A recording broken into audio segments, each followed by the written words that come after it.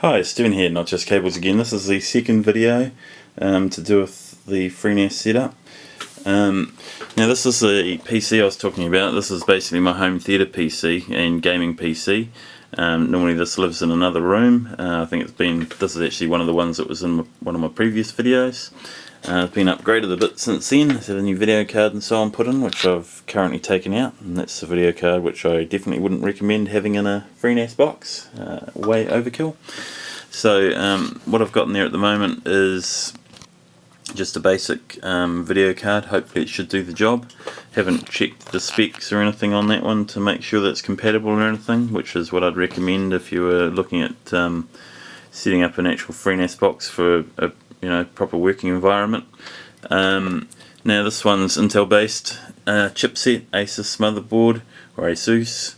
It's got 8GB of RAM. It had a solid state drive, well, it's still got it in just down the bottom here, which I've disconnected. I'll actually be putting just a standard 320GB Western Digital drive in. Yeah, so that's just one I've had lying around here, which I'll put in its place just for this tutorial or demo. This motherboard itself would actually be not too bad for a FreeNAS box, other than the fact it doesn't have onboard video. I don't really see the point in having a standalone video card for these sort of setups. But that's what I've got at the moment.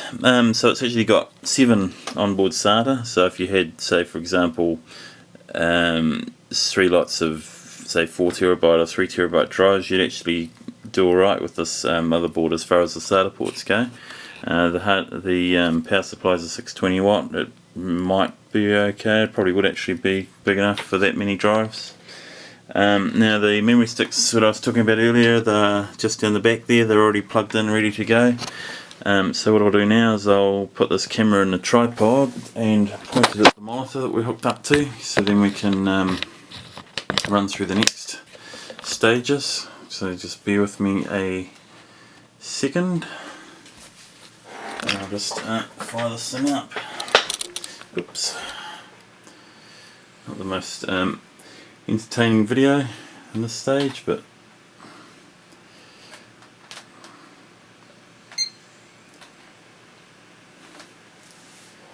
most PCs these days will actually boot from memory sticks without too much of a problem. So it's got to that stage, just hit enter, it'll run through and hopefully do the install process. Can take a little while. Yeah, so if you're interested in setting one of these up as a bit of a test demo before you go mucking around, is just like I said, just get a PC like what I've done and find yourself a hard drive, a spare hard drive, and just set it up, give it a go. Make sure you disconnect your current drives in the PC if they've got things on them that you actually want to keep, or if you're using it as your main PC. You can actually set up FreeNAS in a virtual environment, but it's it's a bit tricky to work with. Yeah, as far as doing these demos, I sort of mainly want to do them because of the virtual environment software that's actually part of FreeNAS 9.3 now. You might be familiar with the jails, which were in the previous versions of FreeNAS, which are basically virtual machines running within inside FreeNAS itself. Well, in 9.3 they've actually gone a little bit further and actually got it's virtual machine basically that runs within FreeNAS. So you can, within that, you can log onto it as a separate jailed virtual machine. And actually run virtual machines within that, so you can run anything from Windows XP, Windows whatever you like, server, fairly much.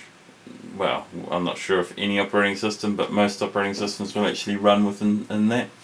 So you can actually set up a little network environment or set up a testbed environment for various operating systems. You could even potentially set up a small office using terminal services to each of the independently running sort of virtual environments within the virtual machine itself.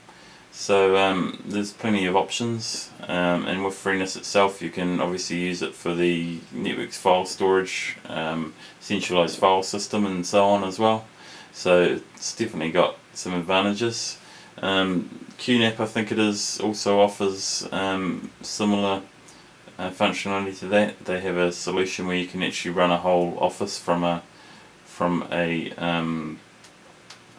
you know, one of the devices where you can have multiple virtual machines running, acting as workstations or virtual workstations, so you can log on to them remotely and use it as a full office solution.